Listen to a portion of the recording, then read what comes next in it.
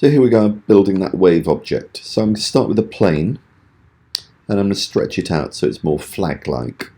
I'm also going to turn on the lines so that we can see the number of segments we've got.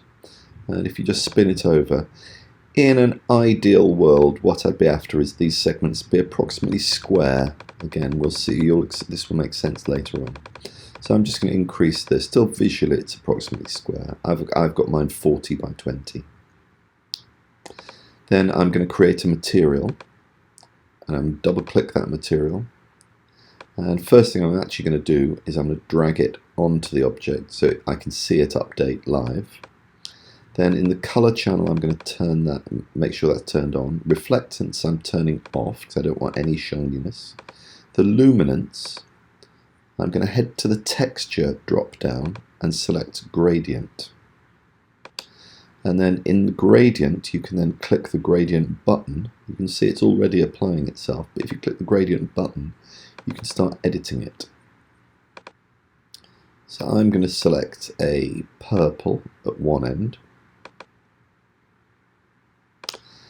At the other end, I'm going to select a pink, I think.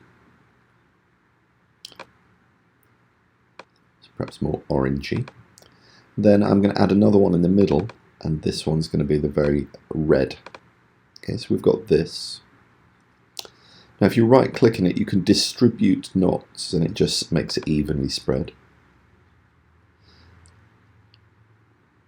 And I'm just turning off the colour so there's no mixing. So this is just the luminance channel.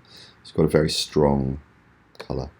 Then I'm going to go to the deformers drop down and select wind.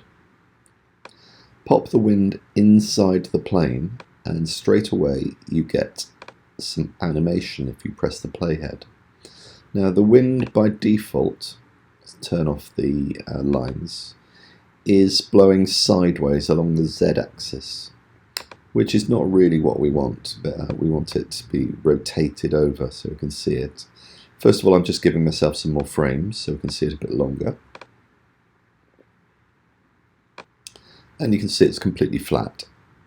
So if I go to the wind, then I go to the rotate, and grab the red band, hold down shift, and then get it to 90 degrees, then you can see you've got the flag-like wind object. So I'm just positioning it where I want it, and just pause. Now I'm actually going to add in, from the scene area, I'm going to add in a background. And I'm going to make a new material, and double click it. Now this may not work for you, this setup, but I'm going to sample using the eyedropper from that gradient of the end of the purple. I'm going to turn off, sorry, I just need to make sure it's in the luminance. This looks like it doesn't want to work for me either. So let's just, there we go. As soon as you've got that, you pick that up and drop it onto the background object. Now the background object won't show until you render. So I just need to go up to the render, and there we go. So because I sampled the same colour, it sort of looks like it's disappearing into the mist at one end. Now I'm just going to play with the numbers. So the amplitude is the height of the wave, so I can make it very shallow.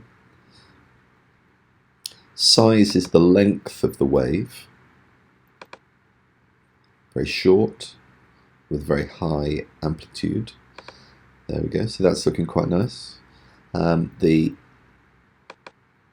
size, just reduce it back again. The frequency is how quickly, how many per second.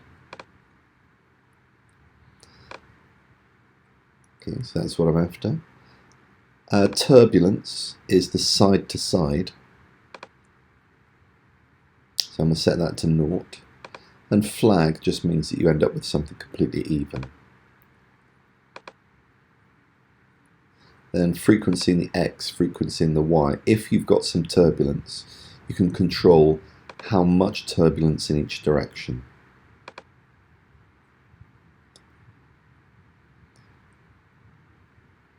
So when you've got it how you want it, it's just a matter of rendering it out to a file, which we'll look at next.